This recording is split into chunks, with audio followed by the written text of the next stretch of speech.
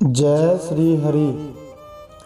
नारायणं नमस्कृत्य नरं चैव नरोत्तमं देवीं सरस्वतीं व्यासं ततो जयमुदीरयेत्।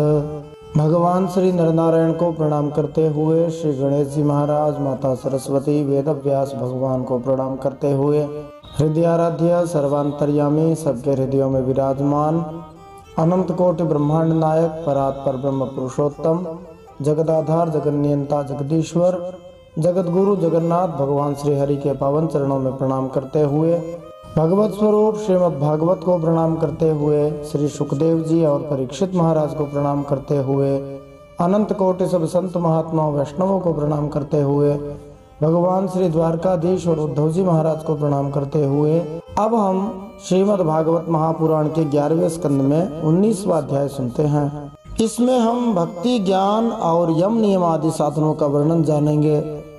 श्रीमद् भागवत महापुराणम 11 स्कंधः अथैकोनविंशोऽध्यायः।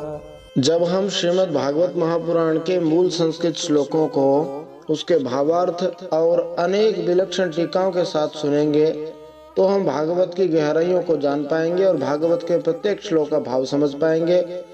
इसके साथ ही भागवत की गहराइयों को समझने के लिए हमने श्रीमद् भागवत के अंदर से ही बहुत सारे प्रश्न बनाए हैं।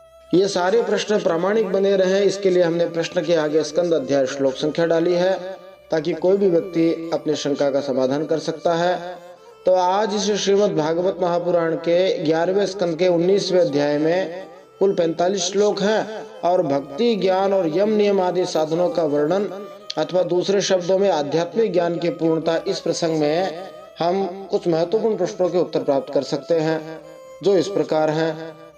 श्रीमद् भागवत के 11 स्कंद के 19वें अध्याय में किस विषय का वर्णन हुआ है? तत्वज्ञानी के क्या लक्षण होते हैं? जैसे स्वामी जी महाराज, प्रभुपाद जी, ये सब तत्वज्ञानी महात्मा थे, उनके बारे में हम जानेंगे। मोह का शास्त्रीय ज्ञान, ये एक अद्भुत प्रश्न है, इसके बारे में हम जानेंगे। हम शरीर हैं या आत्मा, इसके बारे में हम जानेंगे, एक महत्वपूर्ण प्रश्न है। भौतिक जीवन की सांपों से भरे हुए अंधेरे बिल से तुलना की गई है, क्यों की गई है ये हम जानेंगे, इसका क्या मतलब है। पुराणों के उत्तर देने की एक विशिष्ट शैली के बारे में हम जानेंगे। भगवान श्री कृष्ण द्वारा पितामह भीष्म के युधिष्ठिर को दिए उपदेशों की पुनरुक्ति के बारे में हम जानेंगे।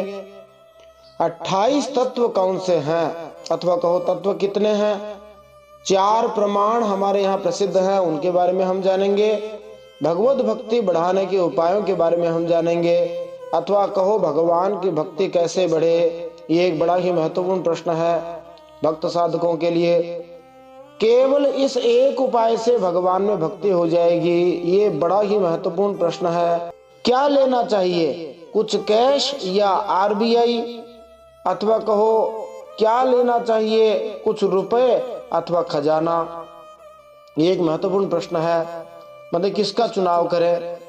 धर्म, ज्ञान, वैराग्य और ऐश्वर्य का सटीक सरल अर्थ हम जानेंगे।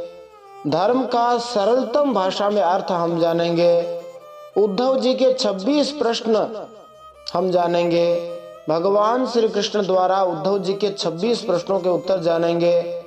हिंदू धर्म के कठिन नामों के सरल, सटीक, विश्वसनीय अर्थ के बारे में हम जानेंगे। जैसे हम स्वर्ग, नरक, दुख, सुख, ये सब क्या होते हैं, इनके बारे में जानेंगे, विश्वसनीय अर्थ। मनुष्यों के लिए वांछित गुण कौन कौन से हैं, अथवा कहो श्री कृष्ण द्वारा शास्त्रीय तत्वों की 1 वर्ड डेफिनेशन अथवा 1 लाइनर मीनिंग के बारे में हम जानेंगे। लोग कहते हैं एक पंक्ति में बताओ, एक शब्द में बताओ, वो भगवान यहाँ बताएंगे, वो जानेंगे हम। श्रीमद् भागवत के अनुसार कितने हैं यम और नियम, 5 या 12 है, एक महत्वपूर्ण प्रश्न है। प्रायः हमने 5-5 सुने हैं। क्या है यम नियम के मतलब और क्या है उनके नाम। शम, दम और तितिक्षा के अर्थ हम जानेंगे। धैर्य किसे कहते हैं, अथवा धैर्य का वास्तविक अर्थ क्या है। दान, तप, शूरता और सत्य के अर्थ के बारे में हम जानेंगे।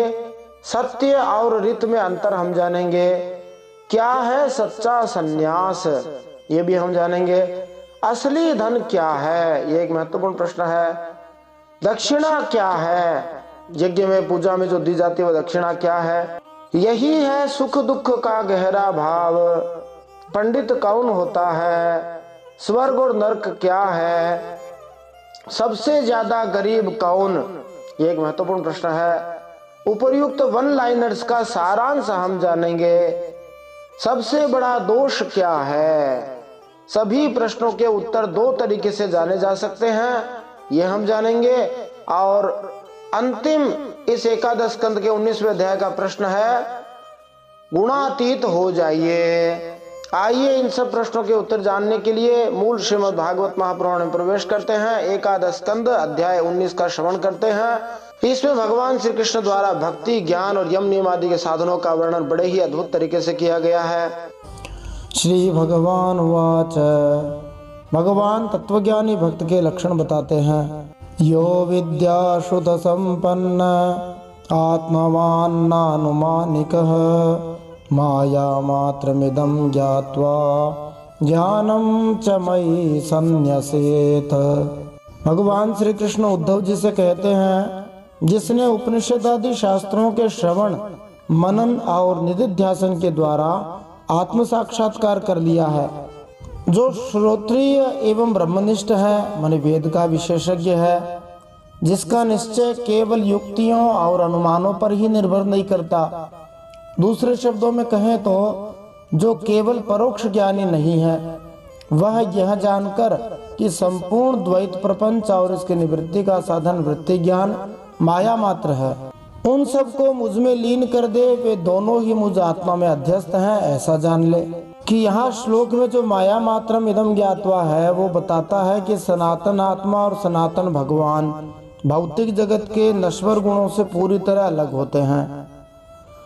विद्या शुद्ध संपन्न शब्द बताते हैं कि मनुष्य को प्रकाश पाने के लिए वैदिक ज्ञान का अनुशीलन करना चाहिए और योग, बौद्धिकता या निर्विशेष चिंतन का दिखावा नहीं करना चाहिए। माया के मोहमय प्रभावों को निष्प्रभावी बनाकर मनुष्य को श्री भगवान का दार्शनिक निषेध करने वाली विधि को ही उन्हें अर्पित करना चाहिए, अपना ध्यान श्री भगवान में लगाना चाहिए। श्री जीव गोस्वामी जी ये उदाहरण देते हैं कि संकट आने पर राजा नागरिकों को हथियार दे सकता है, किंतु सैन्य विजय के बाद वे नागरिक अपने हथियार राजा को लौटा देते हैं। श्री विश्वनाथ चक्रवर्ती ठाकुर ने इस श्लोक की यही बात इस प्रकार बतलाई है, जीव को सबसे पहले भौतिक मोह से अपने आप को किसी न किसी प्रकार से छुड़ाना होता है, जिसने अर्थात मोह ने अनादिकाल से उसे आच्छादित कर रखा है। योगाभ्यास के द्वारा निष्काम भाव तथा वैराग्य का अनुशीलन करते हुए जीव मोह के ज्ञान का विकास कर लेता है और इस तरह वह अपने आप को भौतिक अज्ञान से ऊपर उठा लेता है। किंतु एक बार दिव्य पद पर स्थित हो लेने पर मोह का ज्ञान तथा ऐसा ज्ञान प्राप्त करने की विधि, इन दोनों का कोई व्यावहारिक उपयोग नहीं रह जाता। श्री विश्वनाथ चक्रवर्ती ठाकुर उदाहरण देते हैं कि मनुष्य को सांप या बाघ का भूत चढ़ सकता है। जब तक मनुष्य वशीभूत होकर सोचता है कि मैं सांप हूँ या मैं बाघ हूँ, तब तक रत्न, मंत्र, जड़ी बूटी द्वारा भूत प्रेत के प्रभाव को दूर करने के प्रयास होते रहते हैं। किंतु ऐसे भूत प्रेत के प्रभाव से मुक्त हो जाने पर वही व्यक्ति सोचता है मैं अमुक हूँ, अमुक का पुत्र हूँ, और वह अपने पहले वाले स्वभाव पर लौट आता है।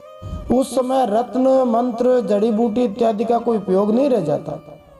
इस तरह इस श्लोक में विद्या शब्द उस ज्ञान को बताता है जिसे दार्शनिक विश्लेषण, योग, तप तथा वैराग्य से प्राप्त किया जाता है। इस जगत के नश्वर तथा मोहमय स्वभाव का ऐसा ज्ञान अज्ञान को दूर करता है और ऐसे ज्ञान का प्रशिक्षण अनेक वैदिक शास्त्र देते हैं। मनुष्य धीरे धीरे भौतिक शरीर तथा मन के साथ और मन एवं शरीर से प्रतिक्रिया करने वाले उन भौतिक पदार्थों के साथ अपनी झूठी पहचान छोड़ देता है। ऐसा निराकरणकारी ज्ञान प्राप्त करके मनुष्य को श्री भगवान की प्रेमा भक्ति में लगना चाहिए और शुद्ध भक्त बनना चाहिए। जब मनुष्य हरिभक्ति में पूर्ण हो जाता है तो मोह के असंख्य विवरणों में उसकी रुचि नहीं रह जाती और धीरे धीरे वह वैकुंठ को प्राप्त हो जाता है। फिर भगवान श्री कृष्ण उद्धव जी से कहते हैं, ज्ञानिनस्त्वहमेवेष्टः स्वार्थो हेतुश्च सम्मतः स्वर्गश्चैवापवर्गश्च नान्योर्थो मद्रिते प्रियः। भगवान श्री कृष्ण उद्धव जी से कहते हैं, ज्ञानी पुरुष का अभीष्ट पदार्थ मैं अर्थात परमात्मा भगवान ही हूँ। उसके साधन साध्य स्वर्ग और अपवर्ग भी मैं ही हूँ। मेरे अलावा और किसी भी पदार्थ से वह प्रेम नहीं करता। पिछले श्लोक में भगवान श्री कृष्ण ने कहा है कि मनुष्य को चाहिए कि अंततो गत्वा वह उस ज्ञान को जिससे यह जगत मोह के रूप में देखा जाता है, श्री भगवान को समर्पित कर दे। भौतिक आसक्ति निश्चय ही जीवों के लिए एक समस्या है, क्योंकि वह आत्मा का एक रोग है। जिस व्यक्ति को खुजली का त्वचा रोग हो जाता है, उसे असहनीय जख्मों को खुजलाने से थोड़ी बहुत राहत तो मिलती है। यदि वह खुजलाता नहीं तो उसे बहुत कष्ट होता है, किंतु खुजलाने से थोड़ी बहुत आनंद की अनुभूति तो होती है। बाद में खुजली के बढ़ने से असहनीय कष्ट होता है। वास्तविक सुख त्वचा के रुग्ण भाग को खुजलाने में नहीं है, अपितु ऐसे रोग से मुक्त होने में है। बद्ध जीव अनेक मोहमयी इच्छाओं द्वारा सताए जाते हैं और वे हताशा में अवैध यौन, मांसाहार, जुए तथा नशे जैसी खुजली की व्यर्थ प्रक्रिया से इंद्रियों को तृप्त करना चाहते हैं। वे भौतिक समाज, मैत्री तथा प्रेम द्वारा भी राहत पाने का प्रयास करते हैं, किंतु इनका परिणाम असह्य कष्ट ही निकलता है। असली सुख तो भौतिक इच्छा रूपी खुजली के रोग को सदा सदा के लिए मिटाने में है। चूंकि भौतिक इच्छा आत्मा का रोग है, अतएव इसका उपचार करने तथा इसे मिटा देने का ज्ञान प्राप्त करना चाहिए। ऐसे उपचार रूपी ज्ञान की तब तक आवश्यकता रहती है जब तक मनुष्य बीमार होता है, किंतु जब वो ठीक हो जाता है तो ऐसा विशेष चिकित्सा ज्ञान स्वस्थ पुरुष के लिए रुचिकर नहीं रह जाता और वह ऐसा ज्ञान डॉक्टरों के लिए छोड़ सकता है। ऐसे ही हरिभक्ति में बढ़े चढ़े व्यक्ति को सदा अपनी निजी समस्याओं के बारे में नहीं सोचना चाहिए। प्रेम और भक्ति के साथ भगवान के बारे में सोचने की आवश्यकता है। पिछले श्लोक में भगवान श्री कृष्ण ने सलाह दी है कि मनुष्य को माया के व्यावहारिक ज्ञान द्वारा निजी समस्याएं दूर कर लेनी चाहिए। ऐसी समस्याओं के निरंतर चिंतन को त्यागने पर मनुष्य ईश्वर का प्रेमी बन सकता है। भगवान श्री कृष्ण निश्चित रूप से अपने प्रत्येक निष्ठावान भक्त का मार्गदर्शन हृदय के भीतर से तथा बाहर से प्रामाणिक गुरु द्वारा करते हैं। इस तरह वे अपने निष्ठावान भक्तों को जड़ पदार्थ के प्रति अविवेक की आसक्ति त्यागने का क्रमिक प्रशिक्षण देते हैं। एक बार स्वतंत्र हो जाने पर भक्त वैकुंठ में श्री भगवान के साथ अपना संबंध जोड़ लेता है। फिर भगवान श्री कृष्ण उद्धव जी से कहते हैं, ज्ञान विज्ञान संसिद्धाः पदम श्रेष्ठम विदुर्मम ज्ञानी प्रियतमो तो में ज्ञानेनासौ बिभरति माम। भगवान श्री कृष्ण कहते हैं, जो ज्ञान और विज्ञान से संपन्न सिद्ध पुरुष हैं वे ही मेरे वास्तविक स्वरूप को जानते हैं। इसीलिए ज्ञानी मनुष्य मुझे सबसे प्यारा है। हे उद्धव जी, ज्ञानी पुरुष अपने ज्ञान के द्वारा निरंतर मुझे अपने अंतःकरण में धारण करता है। पदम श्रेष्ठम विदुर मम, इस पद का अर्थ है वे मेरे चरण कमल को अंतिम लक्ष्य के रूप में स्वीकार करते हैं। यह पद निश्चित रूप से निर्विशेषवादियों को संसिद्धा की कोटि से अलग कर देता है। यहाँ भगवान श्री कृष्ण चारों कुमार, श्री सुखदेव जी, श्री व्यास जी, श्री भक्ति सिद्धांत सरस्वती ठाकुर, ऐसी भक्ति वेदांत स्वामी प्रभुपाद जैसे महान दिव्य पंडितों का संदर्भ दे रहे हैं। इसके अलावा वर्तमान समय के 3-4 महापुरुष, जिनमें सेठ जी श्री जयदयाल जी गोविंद का, पूज्य भाई जी श्री हनुमान प्रसाद जी पोद्दार, पूज्य श्री शरणानंद जी महाराज और परम श्रद्धेय प्रातस्मरणीय पूज्य स्वामी श्री राम सुखदास जी महाराज, ऐसे ही उच्च कोटि के ज्ञानी भक्तों की श्रेणी में हैं, जो श्री भगवान को अत्यंत प्यारे हैं। भगवान श्री कृष्ण श्रीमद् भगवत गीता 7वें अध्याय में 17वें और 18वें श्लोक में ज्ञानी भक्त के बारे में बताते हैं। तेषाम ज्ञानी नित्य युक्त एक भक्तिर विशेष्यते प्रियो ही ज्ञानिनोत्यर्थ महम सच मम प्रिय। वो स्वामी तुलसीदास जी ने यही दिया है, ज्ञानी प्रभु ही विशेष प्यारा। ज्ञानी भगवान को विशेष प्यारा है। अच्छा, भगवान ज्ञानी को प्यारा बता रहे, इसका मतलब दूसरे प्यारे नहीं, ऐसी बात नहीं है। भगवान भगवत गीता 7वें अध्याय के इस 17वें श्लोक के अगले श्लोक में कहते हैं, उदारा सर्व एवैते, ये सारे भक्ति उदार हैं। ज्ञानी को अपनी आत्मा विशेष रूप से बताते हैं। ज्ञान सच्चाई की प्रामाणिक दार्शनिक एवं वैश्लेषिक अनुभूति को बताता है, और जब ऐसे ज्ञान की अनुभूति चेतना की शुद्धि के द्वारा स्पष्टतया प्राप्त हो जाती है तो परिणाम स्वरूप प्राप्त विशद अनुभव विज्ञान कहलाता है। चिंतन परक निर्विशेष ज्ञान कभी भी जीव के हृदय को वस्तुतः शुद्ध नहीं करता, प्रत्युत उसे भगवान की विस्मृति में और गहरा डाल देता है। जैसे पिता को सदा अपने पुत्र की शिक्षा पर गर्व रहता है, वैसे ही भगवान गंभीर आध्यात्मिक शिक्षा प्राप्त करने वाले तथा भगवत धाम आने की दिशा में प्रगति करने वाले जीवों को देखकर अत्यंत प्रसन्न होते हैं कि मेरा भक्त मेरी भक्ति के लिए प्रयास कर रहा है। भगवान को ज्ञानी इसलिए प्रिय है क्योंकि जब संसारी लोग कहते हैं कि भगवान नहीं है, संसार है, तब ज्ञानी कहता है कि भगवान तो साक्षात अपरोक्ष हैं, प्रत्यक्ष हैं, अकाट्य हैं। इसलिए भगवान ज्ञानी को बहुत पसंद करते हैं। फिर भगवान कहते हैं तपस्तीर्थम जपोदानम पवित्राणि तराणि च नालम कुर्वन्ति ताम सिद्धिम या ज्ञान कलया कृता। श्री भगवान कहते हैं तत्वज्ञान के थोड़े से भी उदय हो जाने से जो सिद्धि मिल जाती है वह तपस्या, तीर्थ, जप, दान अथवा अंतःकरण की शुद्धि के और किसी भी साधन से पूर्णतया नहीं हो सकती। इस श्लोक में ज्ञान शब्द सारी सृष्टि पर भगवान के सर्वोपरि आधिपत्य की स्पष्ट जानकारी का सूचक है और यह ज्ञान श्री भगवान से अभिन्न है। श्री भगवान परमोच्च हैं, सर्वोच्च हैं। इसकी पुष्टि पिछले श्लोक में पदम श्रेष्ठम विदुर मम इन पदों के द्वारा की गई है।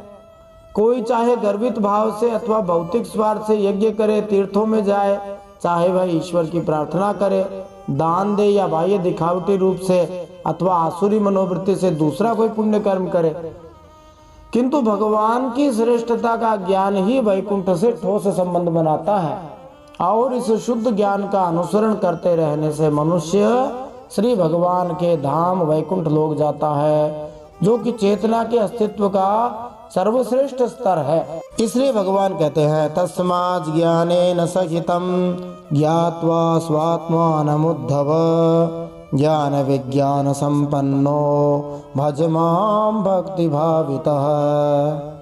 भगवान कहते हैं इसलिए मेरे प्यारे उद्धव, तुम ज्ञान के सहित अपने आत्मस्वरूप को जान लो और फिर ज्ञान विज्ञान से संपन्न होकर भक्ति भाव से मेरा भजन करो। तो भगवान कह रहे हैं कि ज्ञान विज्ञान प्राप्त करके भक्ति करो, इसका मतलब भक्ति को भगवान ऊंचा मान रहे हैं। खास बात यही है कि केवल भगवत धाम में हर जीव अपने व्यक्तित्व की पूरी शक्ति का अनुभव कर सकता है और वो भक्ति से सहजता से मिल सकता है। ज्ञान विज्ञान यज्ञेन मामिष्ट्वात्मानमात्मनि सर्वयज्ञपतिं मां वै संसिद्धिं मुनयो गमन्। श्री भगवान कहते हैं बड़े बड़े ऋषि मुनियों ने ज्ञान विज्ञान रूप यज्ञ के द्वारा अपने अंतःकरण में मुझ सब यज्ञों के अधिपति आत्मा का यजन करके परम सिद्धि प्राप्त की है। इस प्रसंग में देखो अखंडानंद जी सरस्वती जी महाराज जो श्रीमद् भागवत के बहुत उत्तम कोटि के वक्ता थे, उन्होंने कहा देखो एक दिन एक सज्जन आए, बोले कि स्वामी जी ईश्वर तो है ही नहीं। तो अखंडानंद जी महाराज ने कहा कि भैया ईश्वर तो तुम ही हो, यदि तुम्हें विश्वास न हो तो मेरी इस बात को काटो। तो वे सज्जन बोले ईश्वर तो सृष्टि स्थिति बनाता है, तो मैंने तो सृष्टि स्थिति बनाई ही नहीं। तब अखंडानंद जी महाराज ने कहा यह तुमको किसने बताया कि ईश्वर सृष्टि स्थिति बनाता है?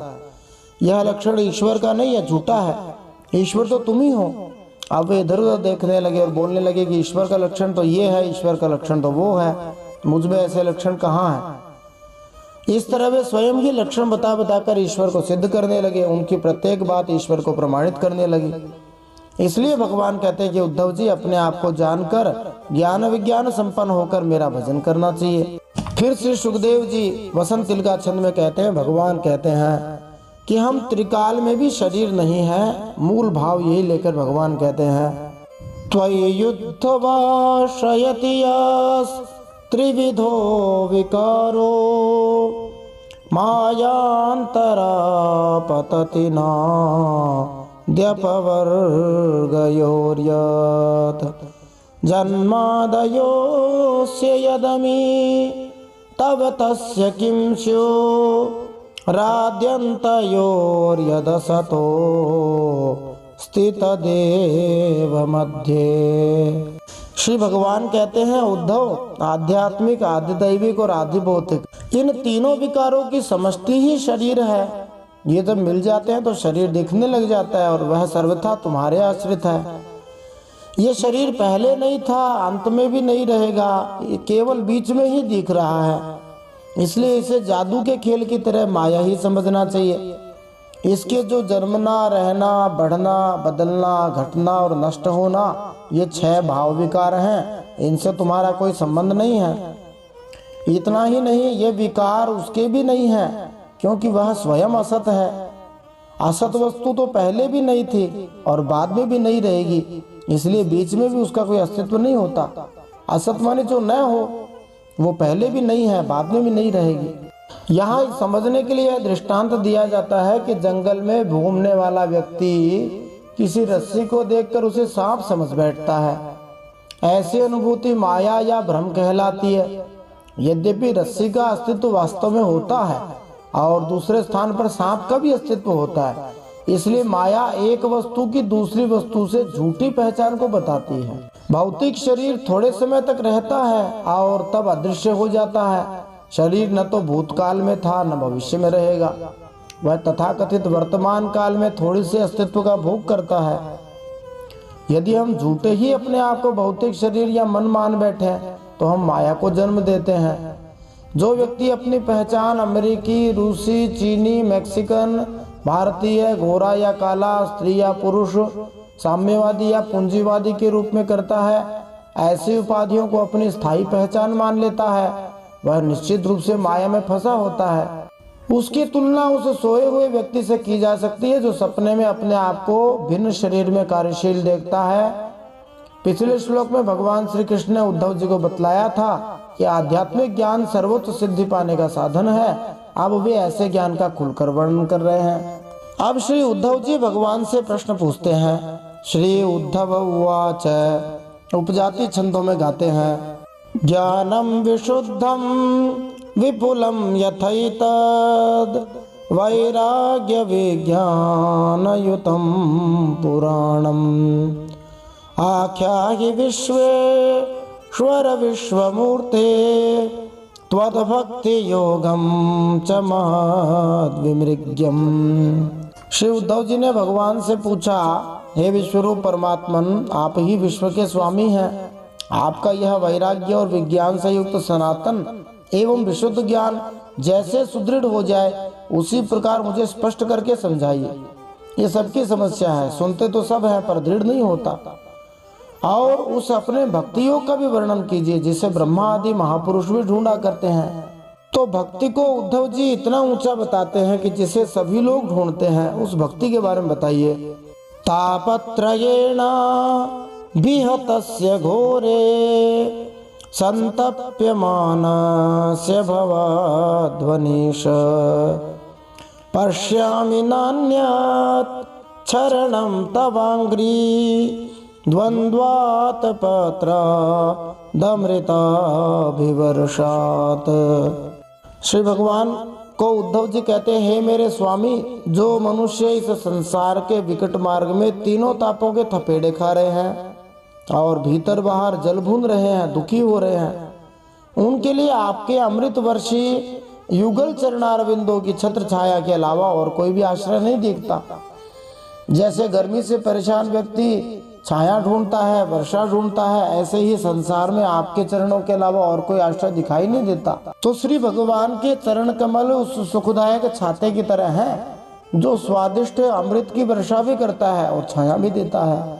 इसका तात्पर्य ये है कि भगवान श्री कृष्ण उद्धव के अत्यंत बौद्धिक स्वभाव को पहचान गए और बारंबार उद्धव जी को सलाह देते हैं कि मनुष्य को दिव्य ज्ञान के अनुशीलन द्वारा पूर्णता प्राप्त करनी चाहिए।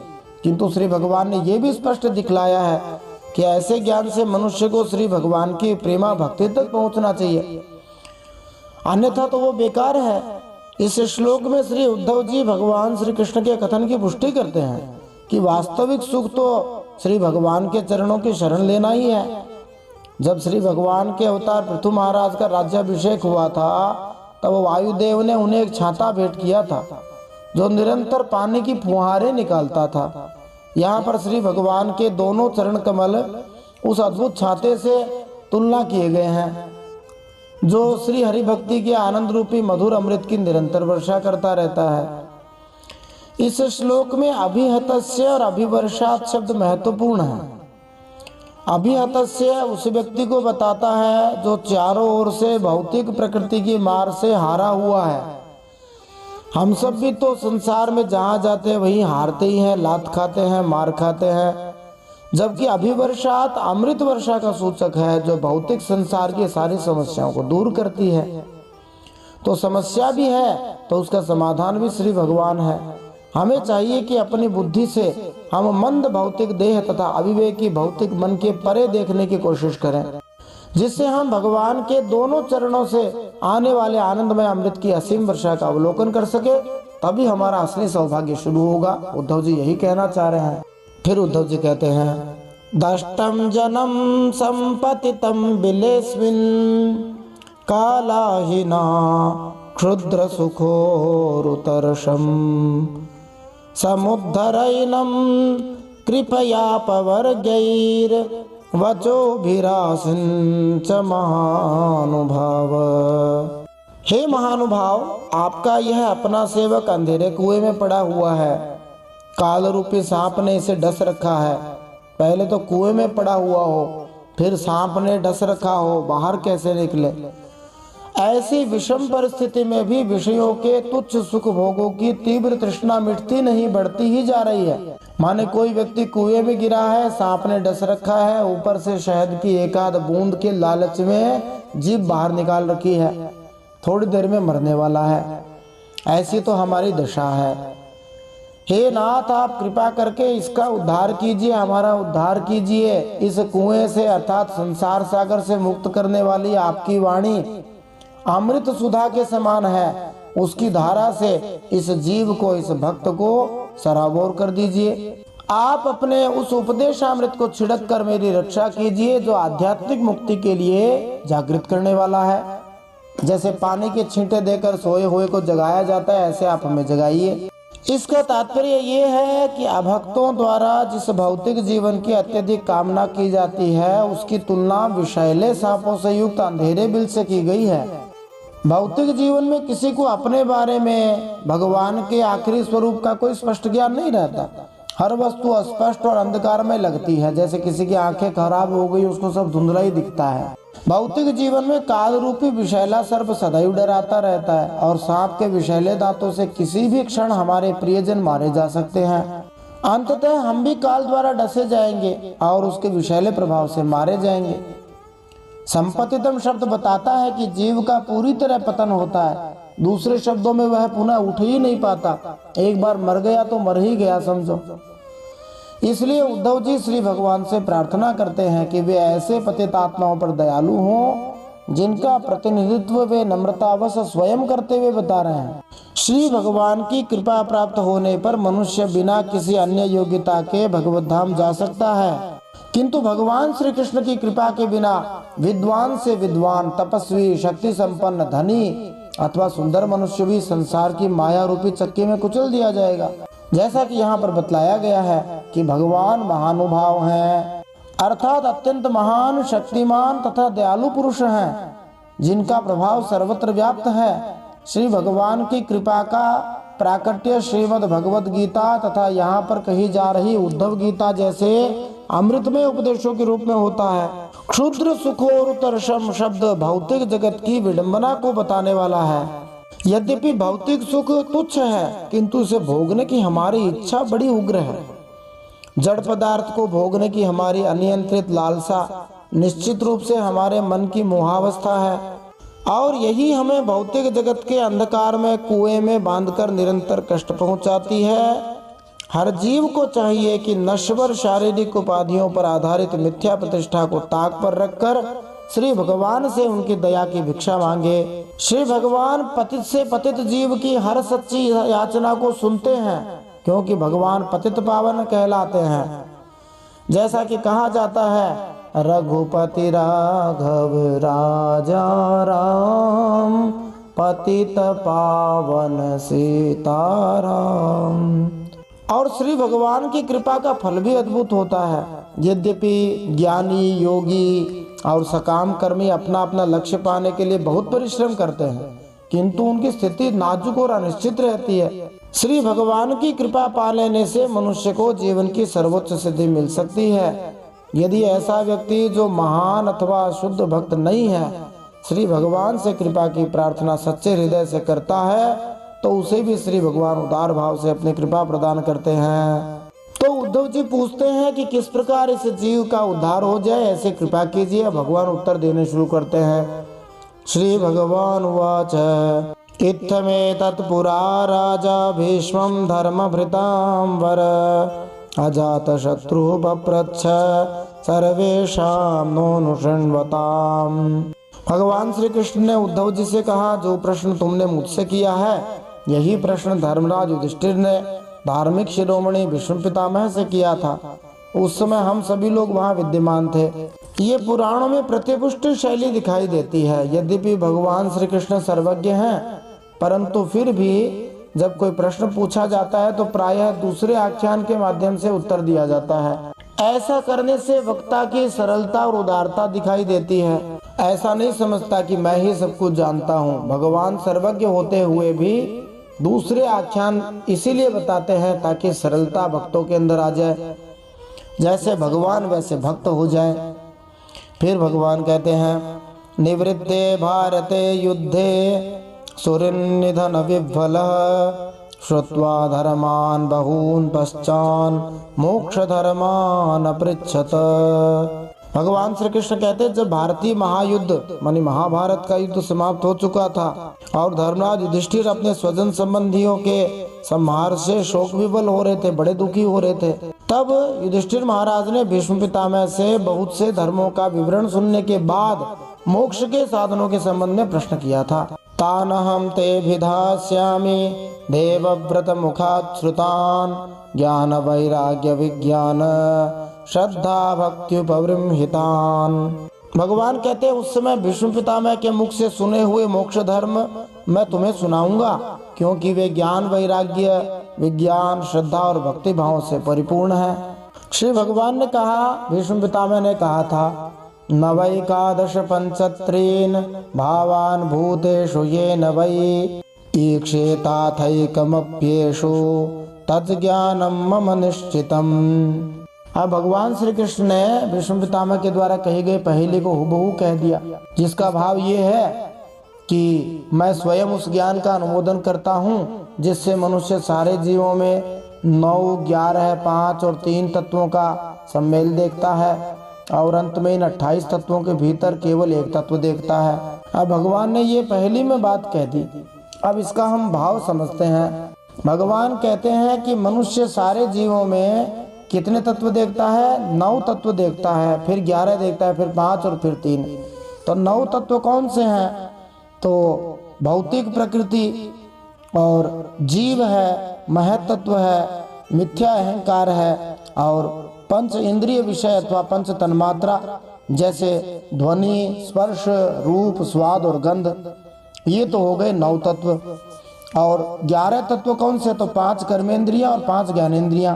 5 कर्मेंद्रियों में वाणी, हाथ, पैर, गुदा और जननांग, और 5 ज्ञानेंद्रियों में कान, और 5 ज्ञानेंद्रियों में कान, त्वचा, आंख, जीभ और नाक। ये 5 ज्ञानेंद्रियां हैं। तो ज्ञानेंद्रिय और कर्मेंद्रियों में जो समन्वय स्थापित करने वाला हो गया मन, तो 9 तत्व अलग बता दिए, 11 तत्व अलग बता दिए। 5 तत्व हैं जो 5 भौतिक तत्व हैं, पृथ्वी, जल, अग्नि, वायु, आकाश। 3 तत्व बताए, वो है भौतिक प्रकृति के 3 गुण जो हैं सत्वगुण, रजोगुण और तमोगुण। शक्तिमान ब्रह्मा जी से लेकर तुच्छ तिनके तक सारे जीवों के शरीर इन्हीं 28 तत्वों से बने होते हैं।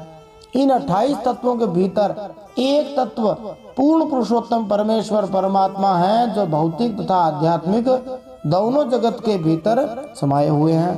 ये तो आसानी से समझ में आ ही जाता है कि भौतिक ब्रह्मांड असंख्य कारणों तथा कार्यों से बना है।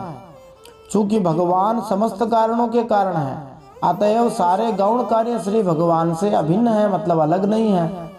यही असली समझ है और यह समझ ही असली ज्ञान है जो जीवन को पूर्ण बनाने के लिए अनिवार्य है। एतदेव हि विज्ञानम न तथैकेन येन यत् स्थित्योपत्यप्ययान पश्येद भावानाम त्रिगुणात्मनाम। भगवान कहते हैं जब जिस एक तत्व से अनुगत एकात्म तत्वों को पहले देखता था उनको पहले के समान न देखे, किंतु एक परम कारण ब्रह्म को ही देखे, भगवान को ही देखे, तब यही निश्चित विज्ञान माने अपरोक्ष ज्ञान कहा जाता है। इस ज्ञान और विज्ञान को प्राप्त करने की जुगति एक है कि यह शरीर आदि जितने भी त्रिगुणात्मक अवयवों सहित पदार्थ हैं उनकी स्थिति भी होती है और उनकी उत्पत्ति भी होती है और प्रलय भी होती है, इन सब पर विचार करना चाहिए। दूसरे शब्दों में जब कोई व्यक्ति एक ही कारण से उत्पन्न 28 अलग अलग भौतिक तत्वों को न देखकर एक कारण रूप श्री भगवान को ही देखता है, उस समय मनुष्य का प्रत्यक्ष अनुभव विज्ञान या आत्म साक्षात्कार कहलाता है। इसका तात्पर्य यही हुआ कि ज्ञान माने सामान्य वैदिक ज्ञान और विज्ञान माने आत्म साक्षात्कार, इनके अंतर को हम समझ सकते हैं। इस प्रकार समझ सकते हैं कि बद्ध जीव वैदिक ज्ञान का अनुशीलन करने पर भी कुछ सीमा तक अपनी पहचान शरीर और मन से करना जारी रखता है और फलस्वरूप भौतिक ब्रह्मांड से भी करता है। वो जीव जिस ब्रह्मांड में रह रहा है उसको समझने का प्रयास करने में वह वैदिक ज्ञान के माध्यम से ये सीखता है कि भगवान समस्त जगत के परम कारण हैं। वह अपने चारों ओर के जगत को जानने लगता है, जिसे वह अपना जगत स्वीकार कर लेता है। वह ज्यों-ज्यों शारीरिक पहचान की दीवार को भेद कर आध्यात्मिक अनुभूति माने विज्ञान में प्रवेश करता है और नित्य आत्मा के अस्तित्व को स्वीकार करता है, त्यों-त्यों वह वैकुंठ से अपनी पहचान बनाने लगता है। तब उसकी रुचि श्री भगवान में भौतिक जगत की उत्तम व्याख्या के रूप में नहीं रह जाती, प्रत्युत वह अपनी संपूर्ण चेतना को फिर से व्यवस्थित करने लगता है, जिससे उसके ध्यान के केंद्र बिंदु श्री भगवान बन जाते हैं। ऐसी पुनर्व्यवस्था इसलिए अब आवश्यक है क्योंकि श्री भगवान हर वस्तु के वास्तविक केंद्र तथा कारण है। इस तरह विज्ञान की अवस्था को प्राप्त व्यक्ति श्री भगवान को न केवल भौतिक जगत के सृष्टा के रूप में अपितु परम पुरुष के रूप में भी अनुभव करता है, जो अपने ही शाश्वत परिवेश में आनंद पूर्वक स्थित है। ज्यों-ज्यों वह चिदाकाश में स्थित भगवत धाम में श्री भगवान की अनुभूति में अग्रसर होता है, त्यों-त्यों उसे भौतिक ब्रह्मांड से अरुचि उत्पन्न होती जाती है और श्री भगवान की उनके क्षणिक रूपों के परिप्रेक्ष्य में परिभाषा बंद कर देता है। एक स्वरूप सिद्ध आत्मा उन वस्तुओं के प्रति आकृष्ट नहीं होता जो उत्पन्न होती है, रहती है और नष्ट हो जाती है। ज्ञान की अवस्था उन लोगों के लिए ज्ञान की प्रारंभिक अवस्था है जो अपनी पहचान भौतिक ब्रह्मांड के रूप में करते रहते हैं, जबकि विज्ञान उनके लिए ज्ञान की परिपक्व अवस्था है जो अपने आप को श्री भगवान के भिन्नांश के रूप में देखते हैं। कई बार भगवान ऐसे गूढ़ बातें कह देते हैं, फिर भगवान कहते हैं आदावन्ते च मध्ये च सृज्यात् सृज्यं यदन्वियात् पुनस्तत् प्रतिसंक्रामे यच्छिष्येत तदेव सत्। भगवान कहते हैं उद्धव, जो तत्व वस्तु सृष्टि के प्रारंभ में और अंत में कारण रूप से रहती है वही बीच में भी रहती है और वही प्रतीयमान कार्य से प्रतीयमान दूसरे कार्यों में अनुगत भी होती है। फिर उन कार्यों का प्रलय अथवा बाध होने पर उसके साक्षी एवं अधिष्ठान रूप से शेष रह जाती है, वही सत्य परमार्थ वस्तु है, ऐसा समझो।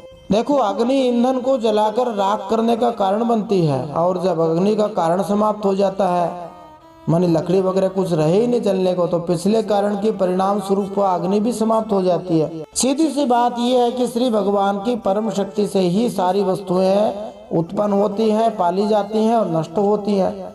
और जब भौतिक कार्य कारण का संपूर्ण क्षेत्र हट जाता है, जिससे कार्य कारण संबंध समाप्त हो जाता है, तो श्री भगवान अपने धाम में ही रह रहे हैं। खास बात यही है कि केवल श्री भगवान ही परम कारण है। श्रुति ही प्रत्यक्षमैतिह्य मनुमानं चतुष्टयम् प्रमाणेष्वनवस्थानाद् विकल्पात् सविरज्यते। श्री भगवान कहते हैं प्रमाणों में 4 प्रमाण प्रमुख हैं, जैसे श्रुति मानी वैदिक ज्ञान, प्रत्यक्ष अनुभव, ऐतिह्य मानी परंपरागत विद्या अथवा महापुरुषों में प्रसिद्धि, ऐतिहासिक रूप से जिसको हम समझ सकते हैं, और चौथा है अनुमान यानी तार्किक अनुमान। ये 4 प्रकार के प्रमाण हैं। इन सब की कसौटी पर कसने से ये दिखाई देने वाला प्रपंच संसार अस्थिर, नाशवान एवं विकारी होने के कारण सच्चा सिद्ध नहीं होता, इसलिए विवेकी मनुष्य इस विविध कल्पना रूप अथवा शब्द मात्र प्रपंच से विरक्त हो जाता है। देखो, वेदों में स्पष्ट कहा गया है कि हर वस्तु का उद्भव परम सत्य भगवान से होता है, उन्हीं के द्वारा उसका पालन होता है और अंत में परम सत्य में ही उसका लय हो जाता है। इसी तरह प्रत्यक्ष अनुभव से हम महान साम्राज्यों, बड़े बड़े शहरों, इमारतों, शरीरों इत्यादि के उत्पन्न होने और संहार होने को देख सकते हैं। इतना ही नहीं, परंपरागत विद्या सारे विश्व के लोगों को चेतावनी देती रहती है कि इस जगत की वस्तुएं टिकाऊ नहीं है, यहाँ कोई न परमानेंट। अंत में अनुमान द्वारा हम आसानी से इस निष्कर्ष पर पहुंच सकते हैं कि इस जगत में कुछ भी स्थायी नहीं है। अनुमान लगा सकते हैं, जैसे हमारे से बड़े लोग सब चले गए, हम जितनी वस्तुएं लाते हैं वो धीरे धीरे नष्ट होती जाती हैं। भौतिक इंद्रिय तृप्ति स्वर्ग लोक के उच्चतम जीवन स्तर से लेकर घोर नरक की निम्नतम परिस्थितियों तक सदैव स्थिर हैं और किसी भी क्षण समाप्त हो सकती है। इसलिए मनुष्य को वैराग्य उत्पन्न कर लेना चाहिए, जैसा कि यहाँ पर भगवान कह रहे हैं। यहाँ श्रीमद् भागवत में और श्रीमद् भगवत गीता दोनों में भगवान श्री कृष्ण स्वयं ही बोलने वाले हैं। इसलिए सांसारिक तर्क की स्पर्धात्मक पद्धति के भ्रामक जाल में उलझने की आवश्यकता नहीं है। मनुष्य साक्षात परम सत्य से सीधे सुनकर तत्काल पूर्ण ज्ञान प्राप्त कर सकता है। तब वह उस ज्ञान की निम्न प्रणाली से विरक्त हो जाता है जो उसे भौतिक मानसिक पद पर भटकाता रहता है। फिर भगवान कहते हैं, कर्मणाम परिणामित्वा दाविरिंचादमंगलम विपश्चिन्नश्वरम पश्ये ददृष्टमपि दृष्टवत्। भगवान कहते हैं, जो विवेकी मनुष्य है वो ये समझे कि वो भौतिक कर्म कोई भी हो वो निरंतर बदलता रहता है, यहाँ तक कि ब्रह्मलोक में भी केवल दुख ही दुख है। निस्संदेह बुद्धिमान व्यक्ति ये समझ सकता है कि जिस तरह सारी दृश्य वस्तुएं क्षणिक हैं, अस्थायी हैं, वैसे ही ब्रह्मांड के भीतर सारी वस्तुओं का आदि और अंत है। सारी वस्तुएं दुखदायी और नाशवान हैं, ऐसा समझना चाहिए। यहाँ यह तर्क किया जा सकता है कि वेदों के कर्मकांड विभाग में भौतिक स्वर्ग जाने की बात कही गई है और यद्यपि वहाँ पर प्राप्य सुख शाश्वत नहीं है, किंतु कुछ समय तक तो जीवन भोग किया ही जा सकता है। जैसे लोग साधारणतः यही सोचते हैं कि थोड़ा सा सुख भले ही मिल जाए, आज मिल जाए, अभी मिल जाए, आगे की देखा जाएगा, किसने देखा। फिर भी भगवान श्री कृष्ण तो यहाँ बतलाते हैं कि देखो, ब्रह्मलोक में भी जो स्वर्ग लोक से बहुत उच्चतर है, थोड़ा भी सुख नहीं है। उच्च लोक में भी स्पर्धा, ईर्ष्या, क्षोभ, शोक और अंततोगत्वा मृत्यु है। ऐसा नहीं कि स्वर्ग में सबको सुख सुख मिलता है, वो तो होटल की तरह है, जितना जिसका पुण्य होगा उतना उसको सुख मिलेगा। किसी किसी को होटल में केवल बर्तन धोने का ही काम मिलता है, भले ही वो 5 स्टार होटल हो, 7 स्टार होटल हो, उससे क्या फर्क पड़ता है। तो 7 स्टार होटल में बर्तन धोने हैं, उससे अच्छा धरती पे धो लो, थोड़ा सा वहाँ ठंडी हवा मिल जाएगी, एसी मिल जाएगा, और क्या मिलने वाला है। तो भगवान जो कह रहे हैं उस भाव को हमें समझना चाहिए। फिर भगवान कहते हैं, भक्ति योग पुरैवोक्तः प्रीयमाणायते नघ पुनश्च कथयिष्यामि मद्भक्तेः कारणं परम। भगवान कहते हैं, देखो निष्पाप उद्धव जी, भक्ति योग का वर्णन मैंने पहले तुम्हें सुना दिया है, परंतु उसमें तुम्हारी बहुत प्रीति है भक्ति में, इसलिए मैं तुम्हें फिर से भक्ति प्राप्त करने का श्रेष्ठ साधन बतलाता हूँ। अब भगवान यहाँ से भक्ति बढ़ाने के उपाय बताते हैं, अनेक उपाय बताते हैं। 14 उपाय भगवान विशेष रूप से बताते हैं, हम उन एक एक उपाय को जानते हैं। भगवान कहते हैं, श्रद्धामृत कथायां में शश्वन् मदनुकीर्तनम परिनिष्ठा च पूजायां स्तुतिभिः स्तवनम मम। श्री भगवान कहते हैं, देखो 4 उपाय बताता हूँ आरंभ में। पहली बात, देखो जिसको मेरी भक्ति प्राप्त करने की इच्छा हो ना, वो सबसे पहला काम तो यही करे, मेरी अमृतमयी कथा में श्रद्धा रखे। श्रद्धा रखने का मतलब भले ही सुन न पाए, लेकिन कम से कम ये समझे कि भगवान की कथा जो है सबका कल्याण करने वाली है। श्रद्धा के बिना भक्ति नहीं हो सकती। और दूसरा काम क्या करना है, निरंतर मेरे नाम का कीर्तन करना है, मेरे गुण का, लीला का कीर्तन करना है। माने सदा मेरी कथा को सुनना भी है और गाना भी है, पढ़ना भी है। तीसरा उपाय भगवान बताते, मेरी पूजा में अत्यंत निष्ठा रखे। जैसे भी पूजा करना जानता हो, दूसरा कोई करता हो, उसमें निष्ठा भाव रखे और अनेक स्तोत्रों के द्वारा श्री भगवान की स्तुति करे। श्री भगवान अपनी भक्ति बढ़ाने के कुछ और उपाय बताते हैं। आदरः परिचर्यायां सर्वांगैरभिवंदनम् मद्भक्त पूजाभ्यधिका सर्वभूतेषु मन्मतिः। श्री भगवान उद्धव जी से कहते हैं, जो मेरी भक्ति प्राप्त करना चाहता हो वह मेरी सेवा पूजा में प्रेम रखे और सामने साष्टांग लौटकर प्रणाम करे, श्री विग्रह को दंडवत प्रणाम करे। मेरे भक्तों की पूजा मेरी पूजा से बढ़कर करे और समस्त प्राणियों में मुझे ही देखे। इस श्लोक में मद्भक्त पूजा अभ्यधिका शब्द महत्वपूर्ण है। अभ्यधिका मतलब उत्तम कोटि, मुझसे बढ़कर, इस बात को बताने वाला है। श्री भगवान उनसे अत्यधिक प्रसन्न होते हैं जो उनके सच्चे भक्तों की पूजा करते हैं, अर्थात उनका आदर करते हैं, और वे भगवान उन भक्तों को उसी अनुसार फल भी देते हैं। श्री भगवान द्वारा अपने शुद्ध भक्तों के उदार मूल्यांकन के कारण शुद्ध भक्तों की पूजा को साक्षात श्री भगवान की पूजा से भी श्रेष्ठ बताया गया है, वो भी श्री भगवान के द्वारा। तो भक्त का भी आदर करना चाहिए। 8 उपाय अभी तक बता चुके हैं, 4 उपाय और बताते हैं। मदर्थे श्वंग चेष्टा च वचसा मद्गुणेरणम मय्यर्पणम च मनसः सर्वकाम विवर्जनम। अपने एक एक अंक की चेष्टा केवल मेरे लिए ही करे, जो भी काम करे भगवान श्री विष्णु के लिए करे। वाणी से मेरे अर्थात श्री भगवान के ही गुणों का गान करे और अपना मन भी मुझे ही अर्पित कर दे, सारी कामनाएं छोड़ दे। इस श्लोक में मदर्थे श्वंग चेष्टा पद बताता है कि सभी सामान्य शारीरिक कर्म भी मेरी सेवा के निमित्त करे।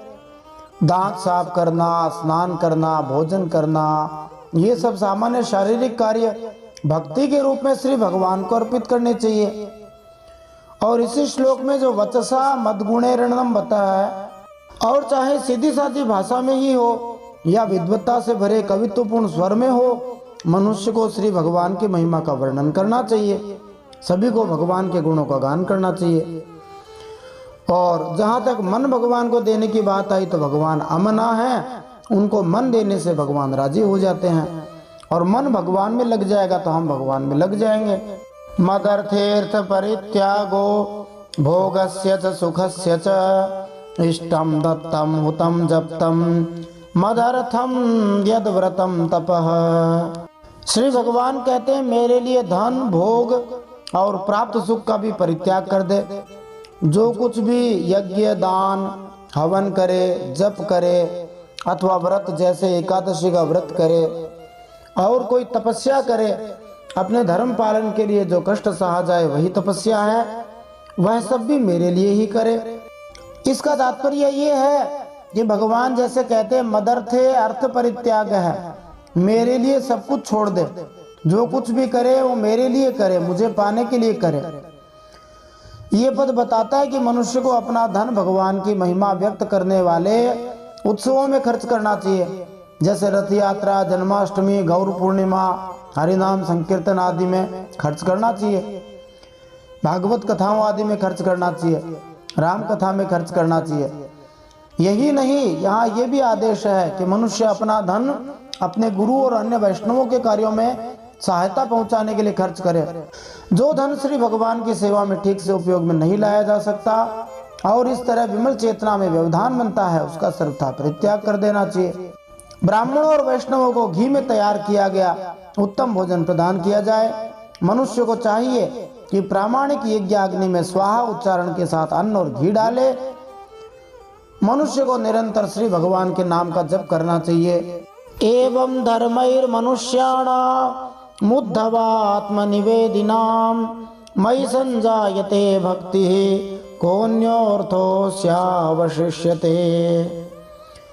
श्री भगवान कहते हैं, जो मनुष्य इन धर्मों का पालन करते हैं और मेरे प्रति आत्मनिवेदन करते हैं, उनके हृदय में मेरी प्रेममयी भक्ति का उदय हो जाता है। और जिसे मेरी भक्ति प्राप्त हो गई उसके लिए और किसी दूसरी वस्तु का प्राप्त होना शेष रह जाता है क्या? कुछ भी बाकी नहीं रहता। निस्संदेह भक्ति के माध्यम से भक्त भगवान का सानिध्य प्राप्त कर लेता है।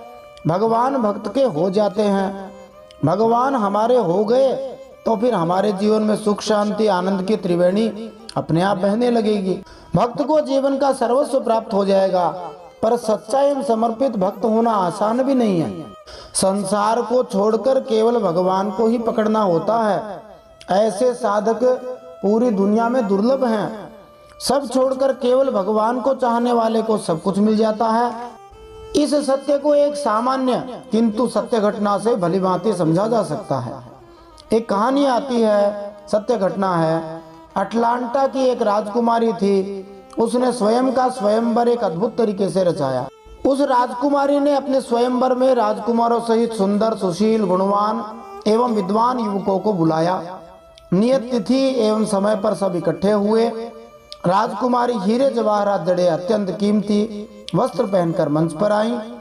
राजकुमारी ने घोषणा की कि वे मंच से उतरकर दौड़ना प्रारंभ करेंगी। स्वयंवर में आए राजकुमार जो युवक थे वे उनके पीछे दौड़ेंगे, इतनी ही शर्त थी। जो व्यक्ति सबसे पहले उनका स्पर्श कर राजकुमारी का हाथ पकड़ लेगा, राजकुमारी उसी युवक की हो जाएंगी। इसके साथ ही संपूर्ण राज्य एवं ऐश्वर्य का स्वामी वह युवक हो जाएगा। देखने में तो यह शर्त बड़ी आसान लग रही थी, परंतु क्या हुआ, राजकुमारी ने दौड़ना प्रारंभ किया। सभी युवक उनके पीछे दौड़ने लगे। राजकुमारी ने दौड़ते हुए अपने वस्त्रों को हिला हिलाकर उसमें लगे बहुमूल्य हीरे जवाहरात जमीन पर गिराने शुरू कर दिए। राजकुमारी दौड़ती हुई जा रही थी एवं बहुमूल्य रत्न गिराती जा रही थी। सभी युवक राजकुमारी को छोड़ उन गिरे हुए रत्नों को उठाने में लग गए। कोई भी युवक राजकुमारी को स्पर्श नहीं कर पाया। राजकुमारी वापस मंच पर आई और बोली कि मैंने देख लिया, आप मुझे नहीं मेरी संपत्ति एवं वैभव चाहते हैं। यदि आप सभी मुझे चाहते होते, मुझसे प्यार करते होते तो रत्नों का मोह छोड़कर मेरे को ही स्पर्श करने, मेरा हाथ पकड़ने का प्रयास करते, पर किसी ने भी ऐसा नहीं किया। आपको इतनी सी भी समझ नहीं थी कि आप में से जो भी मुझे पा लेता वह मुझ सहित मेरे संपूर्ण राज्य, ऐश्वर्य, वैभव का स्वामी स्वतः ही हो जाता। फिर इन हीरे मोतियों की तो बात ही क्या थी। परंतु आप तो मेरे द्वारा बिखेरे गए चंद रत्न बटोरने में लग गए और आपने मुझे एवं मेरे वैभव को पाने का दुर्लभ अवसर ऐसे ही गंवा दिया। हमारी भी तो यही स्थिति है। हम भी संसार की संपत्ति, धन, वैभव, कागज के टुकड़े, पैसे बटोरने में लगे हैं और दिन रात यही उस परमात्मा से मांगे जा रहे हैं, पर जो इन सब का स्वामी है उसको नहीं चाह रहे। यदि हम श्री भगवान से भगवान की भक्ति ही मांगे, उनसे उन्हीं को मांगे, तो वे भगवान हमें अवश्य मिल जाएंगे। एक बार वे भगवान हमारे हो गए तो संसार का सारा वैभव जो परमात्मा का ही है स्वतः ही हमारा हो जाएगा। तात्पर्य ये है कि श्री भगवान की भक्ति के माध्यम से हमें दुनिया के सारे सुख एवं ऐश्वर्य प्राप्त हो सकते हैं। भक्ति की अद्भुत महिमा यही तो है। फिर भगवान कहते हैं, यदात्मन्यर्पितं चित्तं शांतं सत्वोपबृंहितं धर्मं ज्ञानं स वैराग्यमैश्वर्यं चाभिपद्यते। भगवान कहते हैं, इस प्रकार धर्मों का पालन करने से चित्त में जब सत्वगुण बढ़ जाता है और वह शांत होकर आत्मा में लग जाता है, उस समय साधक को धर्म, ज्ञान, वैराग्य और ऐश्वर्य स्वयं ही प्राप्त हो जाते हैं। यदर्पितं तद विकल्पे इंद्रियैः परिधावति रजस्वलं चासन्निष्ठं चित्तं विद्धि विपर्ययम्। भगवान कहते हैं, संसार विविध कल्पनाओं से भरपूर है। सच पूछो तो इसका नाम तो है किंतु कोई वस्तु नहीं है। जब चित्त संसार में लगा दिया जाता है तब इंद्रियों के साथ इधर उधर भटकने लगता है। इस प्रकार चित्त में रजोगुण की बाढ़ आ जाती है। वह असत वस्तु में लग जाता है और उसके धर्म, ज्ञान आदि तो लुप्त हो ही जाते हैं। वह अधर्म, ज्ञान और मोह का भी घर बन जाता है। पिछले श्लोक में भगवान श्री कृष्ण ने अपने ऊपर मन टिकाने का शुभ फल बताया। अब उसकी उल्टी स्थिति यहाँ बतलाई है कि मेरा भजन करने वाले, सत्वगुण की वृद्धि करने वाले मुझे प्राप्त हो जाते हैं और जो संसार में उलझ जाते हैं, रजोगुण में फंस जाते हैं, वे मोह में फंस जाते हैं। फिर भगवान धर्म, ज्ञान और ऐश्वर्य की बहुत सटीक व्याख्या करते हुए कहते हैं धर्मो मद्भक्ति कृत प्रोक्तो ज्ञानम चैकात्म्य दर्शनम गुणेश्व संगो वैराग्य मैश्वर्यम चाणिमादयः। भगवान कहते हैं, हे उद्धव, जिससे मेरी भक्ति हो वही धर्म है। दूसरे शब्दों में वास्तविक धार्मिक सिद्धांत वे ही हैं जो मनुष्य को मेरी भक्ति तक ले जाते हैं। भक्ति न मिली तो फिर धर्म क्या काम आया। जिससे ब्रह्म और आत्मा की एकता का साक्षात्कार हो वही ज्ञान है। माने असली जानकारी वही है जो मेरी सर्वव्यापकता को प्रकट कर दे। विषयों से असंग माने निर्लेप रहना ही वैराग्य है और अणिमा आदि 8 सिद्धियां ही ऐश्वर्य हैं। अब श्री उद्धव जी 5 श्लोकों में भगवान श्री कृष्ण से 26 प्रश्न पूछते हैं, इकट्ठे ही पूछ देते हैं। श्री उद्धव उवाच यमः कतिविधः प्रोक्तो नियमो वारिकर्षण कः शमः को दमः कृष्ण का तितिक्षा धृति प्रभु। श्री उद्धव जी ने पूछा, हे रिपुसूदन, यम और नियम कितने प्रकार के हैं? अनुशासनात्मक जो नियम होते हैं वे यम कहलाते हैं और जो नैतिक कर्म होते हैं वे नियम कहलाते हैं। हे श्री कृष्ण, श्रम क्या है, दम क्या है, और हे प्रभु तितिक्षा और धैर्य क्या है? किम दानम किम तपः शौर्यम किम सत्यमृतमुच्यते कस्त्यागः किम धनम चेष्टम को यज्ञः का च दक्षिणा। हे प्रभु, आप मुझे दान, तपस्या, शूरवीरता, सत्य और रीत का भी स्वरूप बतलाइए। त्याग क्या है ये बताइए। अभीष्ट धन कौन सा है? यज्ञ किसे कहते हैं? दक्षिणा क्या वस्तु है? वैसे सत्यम और ऋतम पर्यायवाची हैं, दोनों का अर्थ सच्चा है, परंतु सत्यम मतलब सच्चाई और ऋतम मतलब जो सदा सत्य रहने वाला है। पुंसः किम स्वेद बलम श्रीमन भगो लाभश्च केशव का विद्यारि पराका श्रीहि किम सुखम दुखम एव च। हे श्रीमान केशव, पुरुष का सच्चा बल क्या है? भग किसे कहते हैं? लाभ क्या वस्तु है? उत्तम विद्या, लज्जा, श्री तथा सुख और दुख क्या है ये भी हमें बतलाइए। री का अर्थ दीनता और नम्रता होता है, श्री का अर्थ सौंदर्य होता है। कः पंडितः कश्च मूर्खः कः पंथा उत्पथश्च कः स्वर्गो नरकः कः श्वेत को बंधुरुत किम गृहम्। हे प्रभु, पंडित और मूर्ख के लक्षण क्या हैं? सुमार्ग और कुमार्ग का क्या लक्षण है? स्वर्ग और नरक क्या है? भाई बंधु किसे मानना चाहिए और घर क्या है? अब अंतिम श्लोक में कुछ और प्रश्न पूछते हैं। कयाढ्यः को दरिद्रो वा कृपणः कः कईश्वरः एतान् प्रश्नान् मम ब्रूहि विपरीतांश्च सत्पते।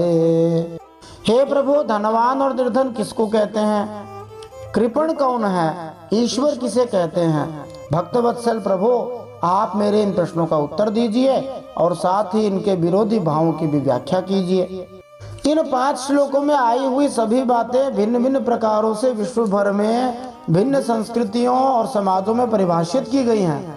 इसलिए उद्धव जी सभ्य जीवन के इन विश्वसनीय पक्षों की मानक परिभाषा पाने के लिए परम अधिकारी भगवान श्री कृष्ण से पूछ रहे हैं। अब भगवान उत्तर देते हैं। उत्तर में यही कहते हैं कि मनुष्यों के लिए वांछित गुण है, वो क्या है? श्री भगवान उवाच अहिंसा सत्यमस्तेयम् असंगो ह्रीरसंचयः आस्तिक्यं ब्रह्मचर्यं च मौनम स्थैर्यं क्षमा भयम। भगवान श्री कृष्ण ने कहा, देखो उद्धव जी, यम है 12 है। अहिंसा, सत्य, अस्तेय मानी चोरी न करना, असंगता, लज्जा, असंचय मानी आवश्यकता से ज्यादा धन इकट्ठा न करना, आस्तिक भाव रखना, ब्रह्मचर्य, मौन, स्थिरता, क्षमा और अभय, ये तो हो गए 12 यम माने जो मनुष्यों के लिए वांछित गुण हैं। ये सभी गुण सभी मनुष्यों के लिए कल्याणकारी हैं। फिर भगवान नियमों की संख्या बताते हैं। शौचम जपस्तपो होमः श्रद्धातिथ्यम मदर्चनम तीर्थाटनम परार्थेह तुष्टिराचार्य सेवनम। श्री भगवान कहते हैं जैसे यम 12 है वैसे नियमों की संख्या भी 12 है। शौच मानी भीतर और बाहर की पवित्रता, जप, तप, हवन, श्रद्धा आतिथ्य माने अतिथि सत्कार, मदर्चनम माने मेरी पूजा करना, तीर्थ यात्रा करना और परमेश्वर के लिए कर्म करना और इच्छा करना, श्री भगवान की इच्छा करना अथवा परोपकार की चेष्टा करना, संतोष और गुरु सेवा। एते यमः सनियमः उभयोर्द्वादश स्मृताः पुंसामुपासितास्तात यथा कामं दोहन्ति। श्री भगवान कहते हैं इस प्रकार यम और नियम दोनों की संख्या 12-12 है। ये सकाम और निष्काम दोनों प्रकार के साधकों के लिए उपयोगी हैं। हे उद्धव जी, जो मनुष्य इनका पालन करते हैं वे यम और नियम उनके इच्छा अनुसार उन्हें भोग और मोक्ष दोनों प्रदान करते हैं। अब कुछ और परिभाषाएं बताते हैं। सबसे महत्वपूर्ण यम और नियम ही थे। यद्यपि हमने कई स्थानों पर यम और नियम 5-5 सुने हैं, जैसा कि योग सूत्र में बताया गया है, परंतु यहाँ भगवान 12 गुण बताते हैं यम और नियम के। फिर भगवान कहते हैं शमो मन्निष्ठता बुद्धिर दम इंद्रिय संयमः तितिक्षा दुख सम्मर्षो जिह्वोपस्थ जयो धृति। श्री भगवान कहते हैं बुद्धि का मुझ में लग जाना ही शम है। शम माने मानसिक संतुलन, मन शांति। इंद्रियों के संयम का नाम दम है। न्याय से प्राप्त दुख के सहने का नाम तितिक्षा है। अन्याय को नहीं सहना, पर न्याय से यदि थोड़ा बहुत दुख मिल जाए उसको सहन कर लेना चाहिए। जिह्वा और जननेंद्रिय पर विजय प्राप्त करना ही धैर्य है। भगवान श्री कृष्ण यहाँ पर उन गुणों का वर्णन कर रहे हैं जो मानव जीवन में प्रगति करने वाले मनुष्यों के लिए वांछनीय है। शम या मानसिक संतुलन का अर्थ है बुद्धि को भगवान में स्थिर करना। हरि भक्ति के बिना कोरी शांति मन की जड़ और व्यर्थ अवस्था है। दम या आत्मसंयम का अर्थ है सबसे पहले अपनी इंद्रियों को वश में करना। यदि कोई व्यक्ति अपनी इंद्रियों को वश में किए बिना अपने बच्चों, अपने शिष्यों या अनुयायियों को अनुशासित बनाना चाहता है तो वह केवल उपहास का पात्र बन जाता है। सहिष्णुता का अर्थ है धैर्य पूर्वक दुख सहना, जैसा कि अन्य द्वारा अपमान या उपेक्षा से उकसाया जाता है। कभी कभी मनुष्य को शास्त्रों के आदेशों का पालन करने के लिए भौतिक असुविधाएं स्वीकार करनी चाहिए और ऐसे दुख को भी धैर्य पूर्वक सहन कर लेना चाहिए। यदि दूसरों के द्वारा किए गए अपमान और अपशब्दों को किसी मनुष्य द्वारा सहा नहीं जाता या प्रामाणिक धार्मिक शास्त्रों के पालन से उत्पन्न असुविधाओं को सहा नहीं जाता तो उसके लिए अत्यधिक धूप, सर्दी, गर्मी ये सब कष्ट देने वाले होंगे और ये सब सहने का दिखावा करके अन्यों पर प्रभाव जमाना कोरी मूर्खता ही होगी। यदि कोई व्यक्ति अपनी जीभ और अपनी जननेंद्रिय को वश में नहीं करता तो किसी भी प्रकार की स्थिरता बेकार है। फिर भगवान श्री कृष्ण कहते हैं दंडन्यास परम दानम कामत्यागस्तपः स्मितम स्वभाव विजय शौर्यम सत्यम च समदर्शनम। श्री भगवान कहते हैं किसी से द्रोह न करना, सबको अभय देना ही सबसे बड़ा दान है। किसी से झगड़ा नहीं करना, किसी के प्रति आक्रामक भाव नहीं रखना, कामनाओं का त्याग करना ही सबसे बड़ी तपस्या है। अथवा कहो कि विषय वासना त्यागना ही असली तपस्या है। अपनी वासनाओं पर विजय प्राप्त करना ही शूरवीरता है। असली शौर्य भौतिक जीवन का भोग करने में नहीं है, बल्कि उस प्रवृत्ति को जीतना है। सबसे पहले अपने अंदर के शत्रुओं को मारना ही शूरवीरता है। सर्वत्र सब जगह सम स्वरूप सत्य स्वरूप परमात्मा का दर्शन ही सत्य है, यही वास्तविक सत्य है। देखो इसका तात्पर्य हम समझें, असली दान तो दूसरों के प्रति सारी आक्रामकता का त्याग है। यदि कोई दान खाते में धन देता है किंतु साथ ही शोषण कार्य करने वाले व्यापारिक संस्थानों में या दुरुपयुक्त राजनीतिक दांव पेच में भी धन लगाता है तो उसके दान का कोई भी मूल्य नहीं रहता। तपस्या का अर्थ है विषय वासना और इंद्रिय तृप्ति का त्याग और एकादशी जैसे उपवास रखना। इसका अर्थ ये नहीं है कि भौतिक शरीर को कष्ट देने वाली मनमानी विधियों को खोज लिया जाए। वास्तविक शूरवीरता अपनी निम्न मनोवृत्ति को जीतना है। किंतु प्रत्येक व्यक्ति तेजस्वी व्यक्ति के रूप में अपने यश का प्रचार करना चाहता है, किंतु प्रत्येक व्यक्ति में काम, क्रोध, लोभ इत्यादि आ ही जाते हैं। इसलिए यदि कोई व्यक्ति रजोगुण तमोगुण से उत्पन्न इन लक्षणों को जीत सके तो वह उनकी तुलना में बड़ा वीर है जो कपट तथा हिंसा द्वारा केवल अपने राजनीतिक विपक्षियों को नष्ट कर पाते हैं। ईर्ष्या द्वेष का त्याग करके तथा हर भौतिक शरीर के भीतर आत्मा के अस्तित्व को पहचान करके मनुष्य समदृष्टि उत्पन्न कर सकता है। यह मनोवृत्ति श्री भगवान को प्रसन्न करती है और तब वे अपने आप को प्रकट करते हैं, जिससे मनुष्य की समदृष्टि की पुष्टि होती है। विद्यमान वस्तुओं का मात्र वर्णन करना वास्तविकता की अनुभूति में अंतिम स्तर नहीं है। मनुष्य को सारे जीवों की और सारी परिस्थितियों की सही आध्यात्मिक क्षमता को भी देखना चाहिए, यही सत्य है। फिर भगवान सत्य और ऋत में अंतर बताते हैं, सत्य की परिभाषा बताते हैं। सत्य का तो बता दिया, सब जगह मुझे देखना। अब ऋत का बताते हैं। ऋतम च सुनृता वाणी कविभिः परिकीर्तिता कर्म स्वसंगम शौचम त्याग संन्यास उच्यते। श्री भगवान कहते हैं सत्य और मधुर भाषण को ही महात्माओं ने ऋत कहा है। कर्मों में आसक्त न होना ही शौच है, माने पवित्रता है, और कामनाओं का त्याग ही सच्चा संन्यास है। तो इसका तात्पर्य यही निकला कि सच का अर्थ है मधुर ढंग से बोलना, जिससे लाभकारी प्रभाव पड़े। यदि कोई सच्चाई के नाम पर दूसरों के दोषों पर उंगली उठाए तो ऐसा छिद्रान्वेषण संत महात्माओं को पसंद नहीं आएगा। प्रामाणिक संत महात्मा सत्य का भाषण इस तरह करते हैं कि लोग अपने आप को आध्यात्मिक पद तक ऊपर उठा सके। मनुष्य को सत्य की यह कला सीखनी चाहिए। यदि कोई व्यक्ति भौतिक वस्तुओं में आसक्त रहता है तो उसके शरीर तथा मन सदैव दूषित रहते हैं। इसलिए स्वच्छता का अर्थ है भौतिक आसक्ति को छोड़ देना, न कि केवल जल से शरीर की त्वचा को बार बार धोना। असली त्याग तो अपने संबंधियों तथा पत्नी के ऊपर अपने झूठी स्वामित्व की भावना को त्यागना है, मात्र भौतिक वस्तुओं को त्यागना त्याग नहीं है। फिर भगवान परिभाषा बताते हैं। धर्म इष्टम धनम नृणाम यज्ञोहम भगवत्तमः दक्षिणा ज्ञान संदेश प्राणायाम परम बलम। श्री भगवान कहते हैं धर्म ही मनुष्यों का अभीष्ट धन है, मैं परमेश्वर ही यज्ञ हूँ, ज्ञान का उपदेश देना ही दक्षिणा है, और प्राणायाम ही सबसे बड़ा बल है। इसका तात्पर्य है कि असली संपत्ति धर्ममय होना है। यज्ञ तो साक्षात गुण पुरुषोत्तम भगवान श्री विष्णु का रूप है, क्योंकि यज्ञकर्ता को अपनी चेतना श्री भगवान में लीन करनी चाहिए, यज्ञ से प्राप्त होने वाले क्षणिक भौतिक लाभ में नहीं। और असली दक्षिणा क्या है? संत महात्माओं की सेवा की जाए, जिससे वे उसे आध्यात्मिक ज्ञान प्रदान कर सके। तो मनुष्य को चाहिए कि उसे प्रकाश देने वाले संत महात्मा गुरु को उसी ज्ञान को दूसरों को प्रदान करके दक्षिणा दे। तो भक्ति का प्रचार सब जगह करना चाहिए। इस तरह वह आचार्य को प्रसन्न करे, भगवान को प्रसन्न करे। इस तरह प्रचार का कार्य सबसे बड़ी दक्षिणा है। प्राणायाम द्वारा मनुष्य अपने मन को सरलता से वश में कर सकता है, और जो व्यक्ति इस तरह चंचल मन को भली भांति वश में कर लेता है वही सबसे शक्तिशाली मनुष्य है। फिर भगवान कहते हैं भगो में ऐश्वरो भावो लाभो मद भक्तिरुत्तमः विद्यात्मनिभिदा बाधो जुगोपसारीर कर्मसु। श्री भगवान कहते हैं मेरा ऐश्वर्य ही भग है।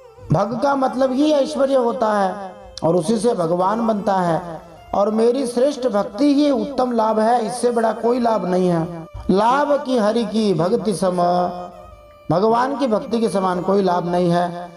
सच्ची विद्या वही है जिससे ब्रह्म और आत्मा का भेद मिट जाए। पाप करने से घृणा होने का नाम ही लज्जा है। निस्संदेह इसके तात्पर्य में हम जान सकते हैं कि भगवान स्वाभाविक रूप से षड ऐश्वर्यों माने असीम सौंदर्य, धन, यश, ज्ञान, बल और त्याग से युक्त होते हैं। भगवान में ये छहों तत्व भरपूर होते हैं। इसलिए जीवन का सबसे बड़ा लाभ है उन श्री भगवान की व्यक्तिगत प्रेम में सेवा प्राप्त करना, जो समस्त आनंद के खजाने हैं। असली शिक्षा का अर्थ है इस मिथ्या भाव को त्यागना कि कोई भी वस्तु समस्त शक्तियों के उद्गम श्री भगवान से अलग है। इसी तरह आत्मा को परमात्मा से अलग नहीं मानना चाहिए। मात्र लज्जा से उदारता नहीं आती। मनुष्य को चाहिए कि वह स्वतः पाप कर्मों से उबकर उनसे विरत हो, तभी वह वास्तविक उदार या विनम्र हो जाएगा। फिर भगवान कहते हैं श्रीर गुणानैरपेक्षाद्याः सुखम दुःख सुखात्ययः दुःखम काम सुखापेक्षा पंडितो बंध मोक्षवेत। श्री भगवान कहते हैं निरपेक्षता माने भौतिक वस्तुओं से विराग आदि गुण ही शरीर का सच्चा सौंदर्य श्री है। दुख और सुख दोनों की भावना सदा के लिए नष्ट हो जाना ही सुख है। विषय भोगों की कामना ही दुख है, और जो बंधन और मोक्ष दोनों का तत्व जाने वही पंडित है, वही विद्वान है। इसका तात्पर्य है कि जो व्यक्ति हरि भक्ति में प्रसन्न है, इस तरह भौतिक आनंद की खोज नहीं करता अथवा भौतिक दुख से दुखी नहीं होता, उसे ही वास्तव में सुखी समझना चाहिए। सबसे कृपण और कंजूस व्यक्ति वो है या सोचरी व्यक्ति वो है जो केवल यौन सुख में लिप्त रहे, और पंडित वो है जो ऐसे भौतिक बंधन से छूटने की विधि जानता हो। मूर्खो देहाद्यहम बुद्धि पंथा मन्निगमः स्मृतः उत्पथश्चित्त विक्षेपः स्वर्गः सत्वगुणोदयः। भगवान संक्षेप में बहुत अच्छी अच्छी परिभाषाएं बता रहे हैं।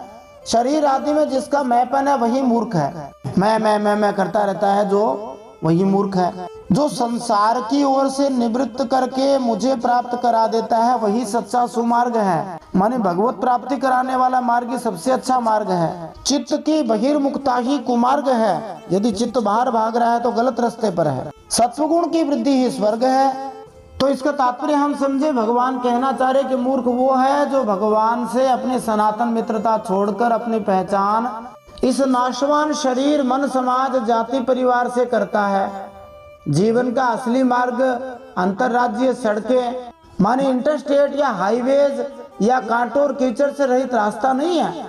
ये वो मार्ग है जो भगवान श्री कृष्ण की ओर ले जाए। जीवन का गलत मार्ग केवल चोर उच्चकों अथवा चुंगी के फाटकों से युक्त सड़क नहीं होता। ये वो मार्ग है जो भौतिक भोगों के नितांत ऊहापोह तक ले जाता है। और स्वर्ग की स्थिति भी वही है जिसमें सत्वगुण की प्रधानता रहे। ये इंद्रलोक नहीं है जहाँ रजोगुण तथा तमोगुण कभी कभी स्वर्गिक वातावरण को क्षुब्ध कर देते हैं। तो स्वर्ग की परिभाषा बताई, यदि सत्वगुण स्थित है तो स्वर्ग है। और नरकस्तम उन्नाहो बंधुर गुरुरहम सखे गृहम शरीरम मानुष्यम गुणाढ़्यो याढ़्य उच्यते।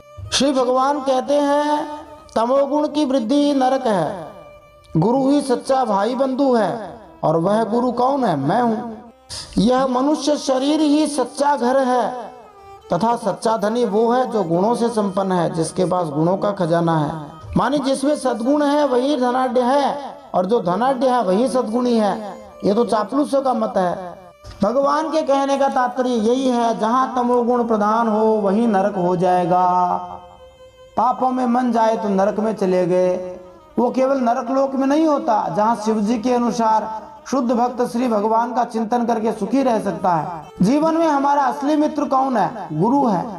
और वो गुरु कौन है? सभी गुरुओं में भगवान श्री कृष्ण स्वयं जगत गुरु हैं।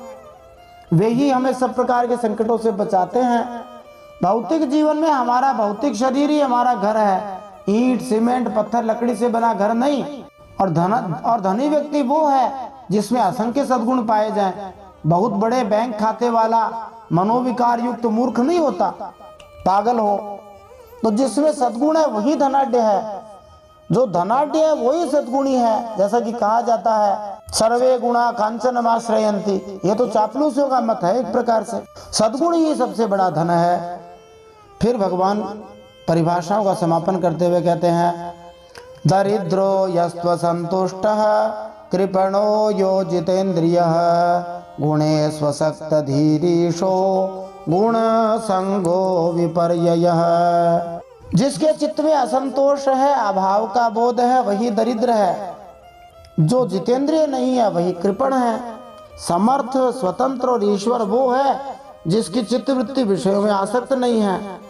इसके विपरीत जो विषयों में लगा है, विषयों में आसक्त है, वही सर्वथा असमर्थ है, पराधीन है। और पराधीन को, गुलाम को कभी सुख नहीं मिलता। इसका तात्पर्य यही हुआ कि निर्धन वो है जो असंतुष्ट रहे। यह आसानी से समझ में आने वाली बात है। जो व्यक्ति अपनी इंद्रियों को वश में नहीं रख सकता वह दयनीय है, दुखी है, दरिद्र है। जबकि भौतिक जीवन से अपने आप को विरक्त कर लेने वाला वास्तव में स्वामी या नियंत्रक होता है।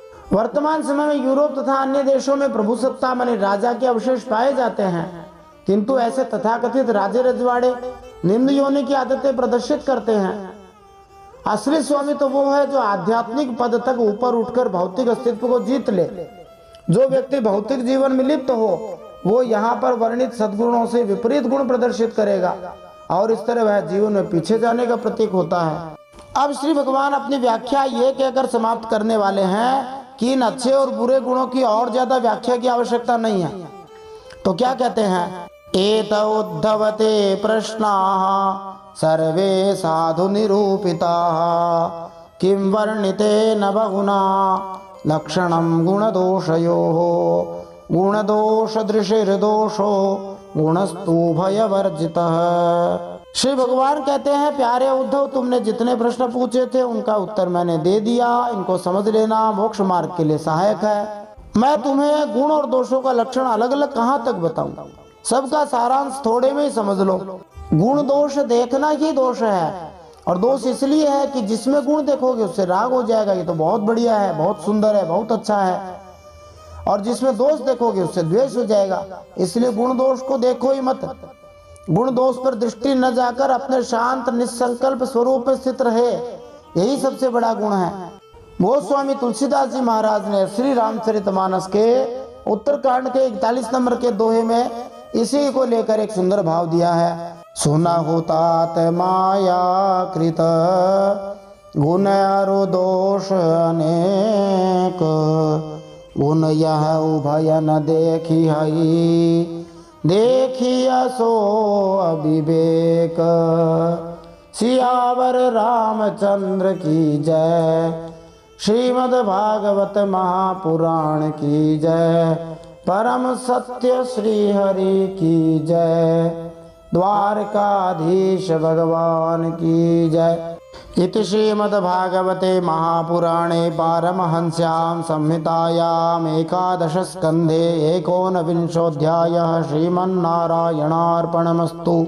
इस प्रकार श्रीमद्भागवत महापुराण परमहंसों की संहिता 11 स्कंध में भक्ति ज्ञान और यम नियम आदि साधनों का वर्णन अथवा आध्यात्मिक ज्ञान की पूर्णता नामक 19वां अध्याय भगवान श्री नारायण के चरणों में समर्पित हो। यदि आपको यह कथा अच्छी लग रही है तो ज्यादा से ज्यादा हरिभक्तों में इसको शेयर कीजिए, सुन करके इसको लाइक कीजिए, और यदि सब्सक्राइब नहीं किया हुआ तो सब्सक्राइब कीजिए।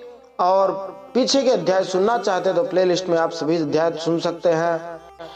अब 11 स्कंद के 20वें अध्याय में, अगले अध्याय में हम ज्ञान योग, कर्म योग और भक्ति योग, कल्याण के ये 3 उपाय बताए गए हैं। इनके बारे में विस्तार से जानेंगे। भगवान श्री कृष्ण ने उद्धव गीता के अंतर्गत ये बताए हैं। दूसरे शब्दों में शुद्ध भक्ति ज्ञान एवं वैराग्य से आगे निकल जाती है। इन प्रसंगों का हम अगले 11 स्कंद के 20वें अध्याय में श्रवण करेंगे। जय श्री हरि। श्रीमन्नारायणार्पणमस्तु।